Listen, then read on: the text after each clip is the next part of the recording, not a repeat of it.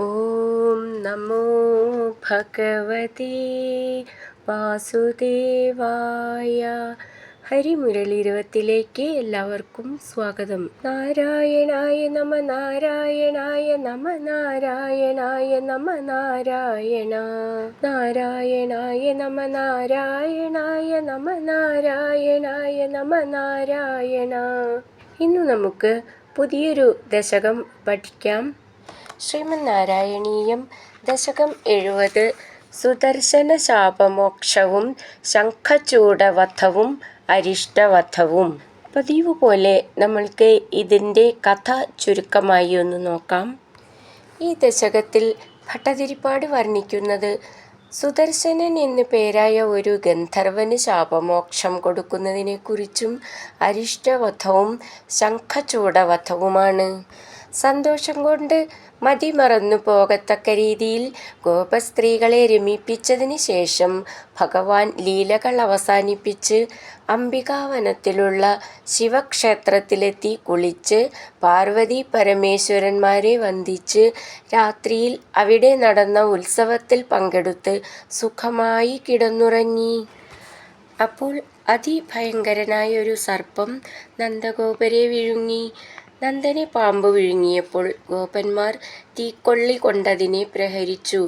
എന്നിട്ടും അത് വിട്ടുമാറിയില്ല. അപ്പോൾ അവർ ഭഗവാനെ രക്ഷയ്ക്കായി ശരണം പ്രാപിച്ചു. ഭഗവാൻ അതിനെ പാദം കൊണ്ട് സ്പർശിച്ചു. അത് വിദ്യാധര രൂപം പ്രാപിച്ച് സ്വർലോകത്തേക്ക് പോയി. സുദർശനൻ എന്നു പേരായ ഞാൻ ഒരിക്കൽ അങ്കിരസ് തുടങ്ങിയവരെ അപഹസിച്ചതിൽ അവരുടെ ശാപം കൊണ്ട് പെരുമ്പാമ്പായിത്തീർന്നു. അവിടുത്തെ അനുഗ്രഹം കൊണ്ട് എനിക്ക് ശാപമോക്ഷം കിട്ടി എന്ന് പറഞ്ഞ് ഗന്ധർവൻ സ്വർഗലോകത്തേക്കും ഗോപന്മാർ ഗോകുലത്തിലേക്കും പോയി. ഒരിക്കൽ പൂനിലാവ് നിറഞ്ഞ ഒരു നിശയിൽ ശ്രീകൃഷ്ണനും ബലരാമനും ഗോപവനിതമാരും ഒന്നിച്ച് യമുനയുടെ തീരത്ത് മറ്റൊരു ക്രീഡയിൽ മുഴുകിയിരിക്കുമ്പോൾ ശംഖചൂഡൻ എന്ന കുബേരസേവകൻ ഗോപസ്ത്രീകളെ അപഹരിച്ചു കൊണ്ടുപോയി. അവരുടെ നിലവിളി കേട്ട് ഭഗവാനും ബലരാമനും കൂടി ചെന്ന് അവരെ മോചിപ്പിച്ചു. ശംഖചൂഡൻ വധിക്കപ്പെടുകയും ചെയ്തു. പകൽ ഇഷ്ടസുഹൃത്തുക്കളായ ഗോപന്മാരൊന്നിച്ച് വൃന്ദാവനം തുടങ്ങി പല വനപ്രദേശങ്ങളിലും ഭഗവാൻ ക്രീഡ നടത്തി. ഭഗവാന്റെ രൂപവും വേണുനാദവും ദേവസ്ത്രീകളുടെ കണ്ണിനും കാതിനും മധുരവും ഹൃദ്യവുമായിരുന്നു. ഭഗവാനെയും ഭഗവത് ലീലകളെയും സ്മരിച്ച് ധ്യാനിച്ച് ഗോപവനിതമാർ വളരെയേറെ വിലപിച്ചു. ഹിംസ തുടങ്ങിയ ദുഷ്ടകർമ്മങ്ങളിൽ നിരതനായി എപ്പോഴും തൻ്റെ ലക്ഷ്യമതാക്കി പ്രവർത്തിക്കുന്നവനും അതിന് ചേർന്ന് ക്രൂരമായ രൂപത്തോടു കൂടിയവനുമായ കംസഭൃത്യൻ അരിഷ്ടൻ കാളയുടെ രൂപത്തിൽ ഭഗവാന്റെ ദൃഷ്ടിയിലൊരിക്കൽ പെട്ടു. ഭയങ്കര രൂപമെടുത്തവനും ലോകത്തിന് ഭയം നൽകുന്നവനും വൃഷഭവേഷധാരിയുമായ അരിഷ്ടൻ ഗോകുലത്തിലെത്തി ഗോപന്മാരെയും ഗോക്കളെയും ഓടിച്ചിട്ട് ഭഗവാൻ കൃഷ്ണനോട് ആഞ്ഞടുത്തു. ഉയർന്ന കൂർത്ത അഗ്രമുള്ള കൊമ്പുള്ളവനും കാളരൂപമെടുത്തവനും ലോകത്തിന് അമംഗളനും നിർഭയം നേരെ വരുന്നവനുമായ അരിഷ്ടാസുരനെ കൊമ്പുകളിൽ പിടിച്ച് ഭഗവാൻ അടിച്ചു കൊന്നു. ഭഗവാനും ദേവന്മാരും ഏറെ സന്തോഷിച്ചു. അവിടുന്ന് അരിഷ്ടാസുരനെ കൊന്നതിനാൽ ധാർമ്മികന്മാരുടെ മനസ്സിലും ദേവേന്ദ്രൻ്റെ മനസ്സിലും ഏറെ സന്തോഷമുണ്ടാകുമല്ലോ എന്ന് ദേവന്മാർ ഭഗവാനെ പ്രശംസിച്ചു. പശു സമൂഹങ്ങളെ, നിങ്ങൾ വേഗം ദൂരത്ത് ഓടിപ്പോയാലും ഗോക്കളെ കൊല്ലുന്നവനാണ് കൃഷ്ണൻ, അവനെ കണ്ടില്ലേ? ഇപ്രകാരം പരിഹസിച്ച് ചിരിച്ചു പറയുന്ന പശുപന്മാരോടുകൂടി കൃഷ്ണൻ ഗൃഹത്തിലേക്ക് പോയി. ഈ ദശകം ഇവിടെ അവസാനിക്കുന്നു. നമുക്ക് ഈ ദശകത്തിലെ 1ഉം 2ഉം ശ്ലോകങ്ങൾ നോക്കാം. ശ്രീമന്നാരായണീയം ദശകം 70 സുദർശന ശാപമോക്ഷവും ശംഖചൂഡവധവും അരിഷ്ടവധവും. ശ്ലോകം 1. ഇതി ത്വയിരസാകുലം രമിതവല്ലഭേ വല്ലവാ കഥാപി പുരമംബികാകമിതുരംബികാകാനനേ സമേത്യ ഭവതാ സമം നിശി നിഷേവ്യ ദിവ്യോത്സവം സുഖം സുഷുപുരഗ്രസീത് വ്രജപമുഗ്രനാഗസ്തദാ.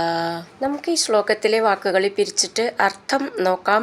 ഇതി ത്വയി രസാകുലം രമിത വല്ലഭേ വല്ലവാ കദാപി പുരം അംബികാകമിതുർ അംബികാ കാനനെ സമേത്യ ഭവതാ സമം നിശി നിഷേവ്യ ദിവ്യോത്സവം സുഖം സുഷുപുർ അഗ്രസീത് വ്രജപം ഉഗ്രനാഗസ്തദാ. നമുക്കിതിലെ വാക്കുകളുടെ അർത്ഥം നോക്കാം.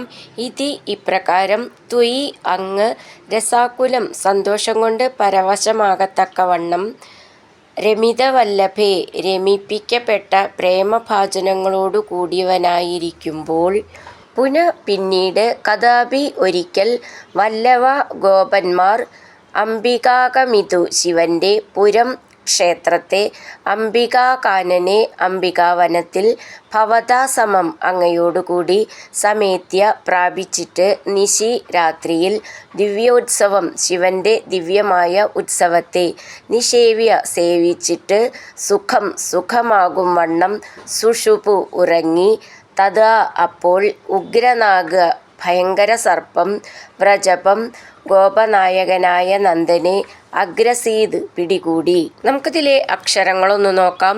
ഇതി ത്വയി രസാകുലം രമിതവല്ലഭേ. ഭേ എന്നുള്ള അക്ഷരം നന്നായിട്ട് ഊന്നി പറയണം. വല്ലവാ അവിടെ വിസർഗം നീട്ടിയിട്ട് വിസർഗം പറയണം. കത് ആപി ദ എന്നാണ്, ദയേലത്തെ ദ എന്നാണ്. കത് ആപി പുരം അംബികാകമിതുർ അംബികാ കാനനെ ചേർത്തിട്ട് കഥാപി പുരമംബികാകമിതുരംബികാ കാനനെ. അംബിക എന്നൊക്കെ ഉള്ളതിൻ്റെ ബന്ന് മൃദുവായിട്ട് പറഞ്ഞാൽ മതി. സമേത്യ ഭവത ഭ എന്നുള്ള അക്ഷരം നന്നായിട്ട് ഊന്നി പറയണം. സമം നിശി നിഷേവ്യ വ്യ നവള ചിഹ്നം ശ്രദ്ധിച്ചോളൂ. ദിവ്യോത്സവം ഇവിടെയും വ്യ എന്നുള്ളത് അതേ ചിഹ്നം തന്നെയാണ്. ദിവ്യോത്സവം സ അത് ചേർത്ത് ചൊല്ലണം. ദിവ്യോത്സവം. സുഖം ഖ എന്നുള്ള അക്ഷരം നന്നായിട്ട് ഊന്നി പറയണം. സുഷുപുരഗ്രസീത്.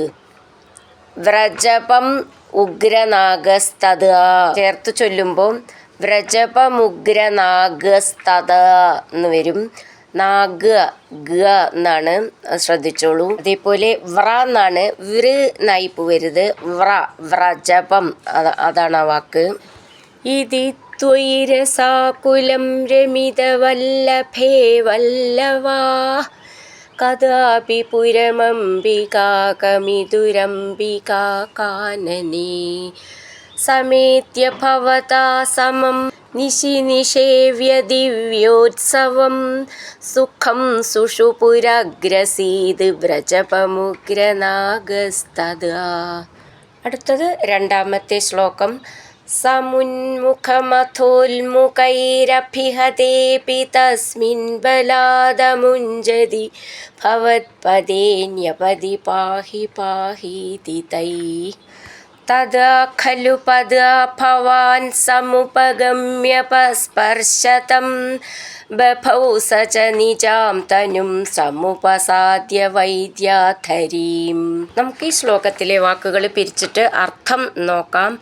സമുന്മുഖം അഥോൽമുഖൈർ അഭിഹതേപി തസ്മിൻ ബലാത് അമുഞ്ജതി ഭവത്പദേ ന്യപതി പാഹി പാഹീതി തൈഃ തദാ ഖലു പദാ ഭവാൻ സമുപഗമ്യ പസ്പർശ തം ബഭൗ സ ച നിജാം തനും സമുപസാദ്യ വൈദ്യാധരീം. നമുക്കിതിലെ വാക്കുകളുടെ അർത്ഥം നോക്കാം. അഥ അതിനുശേഷം, ഉൽമുഖൈ തീക്കൊള്ളി കൊണ്ട്, ബലാത് ശക്തിയോടുകൂടി, അഭിഹതേ അഭി അടിച്ചുവെങ്കിലും, തസ്മിൻ ആ സർപ്പം, അമുഞ്ജതി കാലിൽ നിന്നു വിട്ടുമാറാതായപ്പോൾ, തൈ ആ ഗോപന്മാരാൽ, പാഹി പാഹി ഇതി രക്ഷിച്ചാലും രക്ഷിച്ചാലും എന്നിപ്രകാരം പറഞ്ഞുകൊണ്ട്, സമുപഗമ്യ സമീപത്തു വന്ന്, ഭവത്പദേ അങ്ങയുടെ കാൽക്കൽ ന്യപതതി തത് ഖലു വീണപ്പോൾ ഭവാൻ അങ്ങ് സമുന്മുഖം വിഴുങ്ങൽ കൊണ്ട് അസ്വസ്ഥമായ തം ആ പെരുമ്പാമ്പിനെ പാദം കൊണ്ട് സ്പർശിച്ചു. സ ച ആ നാഗമാകട്ടെ നിജം സ്വന്തം വൈദ്യാധരീം തനും ഗന്ധർവന്റെ ശരീരത്തെ സമുപസാദ്യ സ്വീകരിച്ചിട്ട് ബഭൗ ശോഭിച്ചു. നമുക്കിതിലെ അക്ഷരങ്ങളൊന്ന് നോക്കാം. സമുന്മുഖം ഖ എന്നുള്ള അക്ഷരം നന്നായിട്ട് ഊന്നി പറയണം. അഥോൽമുഖൈർ ഥ എന്നുള്ള അക്ഷരം നന്നായിട്ട് ഊന്നി പറയണം. മുഖൈർ ഇവിടെയും ഖ എന്നുള്ള അക്ഷരം നന്നായിട്ട് ഊന്നി പറയണം. അഭിഹതേപി അഭി എന്നുള്ള ഭി എന്നുള്ള അക്ഷരം നന്നായിട്ട് ഊന്നി പറയണം. തസ്മിൻ ബലാദ് ബ എന്നുള്ളത് മൃദുവായിട്ട് പറഞ്ഞാൽ മതി. അമുഞ്ചതി ഞ്ച ഞാ ച എന്നാണ് അമുഞ്ചതി. ഭവത്പദേ ഭ എന്നുള്ള അക്ഷരം നന്നായിട്ട് ഊന്നി പറയണം. ന്യപതി ന്യ നവള ചിഹ്നം ശ്രദ്ധിച്ചോളൂ. പാഹി പാഹീതി തൈ അവിടെ വിസർഗം. തത് ഖലു ഖ എന്നുള്ള അക്ഷരം നന്നായിട്ട് ഊന്നി പറയണം. പത് ദ എന്നൊക്കെ ദയ്യലത്തേണ്. ഭവാൻ ഭ എന്നുള്ള അക്ഷരം നന്നായിട്ട് ഊന്നി പറയണം. സമുപഗമ്യ പസ്പർശ തം ബഭൗ ബ എന്നുള്ളത് മൃദുവായിട്ട് പറഞ്ഞാൽ മതി. ഭൗ എന്നുള്ളത് നന്നായിട്ട് ഊന്നി പറയണം. സ ച നിജാം ജ എന്നാണ് നിജാം നീട്ടിയിട്ട് മുർക്കം. തനും സമുപസാദ്യ വൈദ്യാധരീം നീട്ടിയിട്ട് മുർക്കം. ഥ എന്നുള്ള അക്ഷരം നന്നായിട്ട് ഊന്നി പറയണം. സമുന്മുഖമഥോൽമുഖൈരഭിഹതേപി തസ്മിൻ ബലാദമുഞ്ജതി ഭവത്പദേ ന്യപതി പാഹി പാഹീതി തൈ തത് ഖലു പദ് ഭവാൻ സമുപഗമ്യ പസ്പർശതം ബഭൗ സ ച നിജാം തനും സമുപസാദ്യ വൈദ്യാധരീം. ഹരിനാരായണ ഗോവിന്ദ ജയ നാരായണ ഗോവിന്ദ. ഹരിനാരായണ ജയ നാരായണ ഗോവിന്ദ ഗോവിന്ദ ഗോവിന്ദ.